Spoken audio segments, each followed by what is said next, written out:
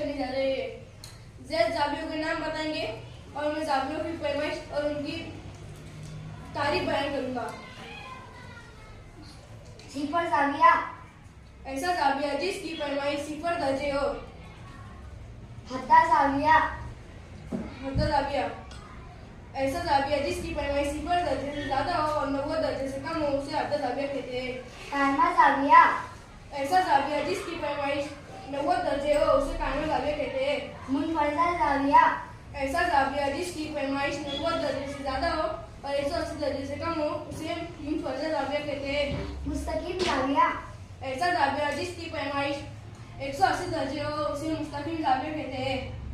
मुकर्ररा जाविया। ऐसा जाविया जिसकी पैमाइश 180 दर्जे से ज्यादा हो और 360 दर्जे से कम हो उसे मुकर्ररा जाविया कहते हैं। सालिम जाविया। ऐसा जाविया जिसकी पैमाइश 360 दर्जे हो उसे सालिम जाविया कहते हैं। शुक्रिया।